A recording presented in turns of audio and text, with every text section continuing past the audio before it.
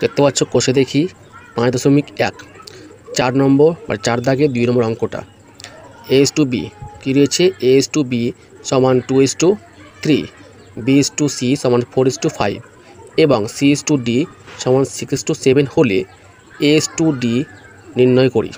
A:D নির্ণয় করি। খুব সহজ অঙ্ক। এবং এই অঙ্কটি হচ্ছে ক্লাস 10-এর। এছাড়াও সার্ভিস পরীক্ষাতেই অঙ্কটা প্রায় আসে। তো তোমরা সকলে মন দিয়ে বোঝার চেষ্টা করো। কেমন? চলো শুরু করি। প্রথমে কী রয়েছে A:B সমান 2:3, তাহলে A:B সমান 2:3, A/B সমান কী হবে তাহলে 2/3, 2/3। এবার কী রয়েছে B:C, B:C সমান 4:5, B/C সমান 4/5। এবার কী রয়েছে C:D, C:D সমান কী রয়েছে 6:7, C/D সমান কী রইল 6/7। অতএব কী লিখবে আবার তাহলে A/B গুণ চিহ্ন B/C গুণ চিহ্ন C/D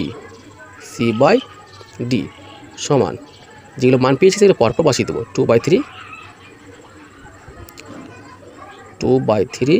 গুণ চিহ্ন 4/5 গুণ চিহ্ন কত আছে 6/7। এবার কী করবো এটাকে লঘিষ্ঠ আকারে পরিণত করবো। দেখে নাও 3 দুগুণী 6, 2।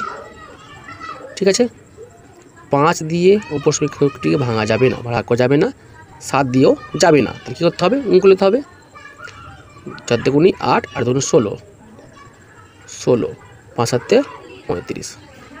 ঠিক আছে, আর এখানে BB কেটে গেল, CC কেটে গেল, তাহলে কী রইল A/D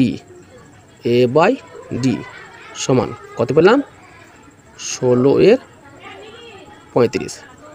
অতএব A:D সমান 16:35। আশা করি তোমরা সকলে অঙ্কটা বুঝতে পেরেছ। যে ক্লিয়ার?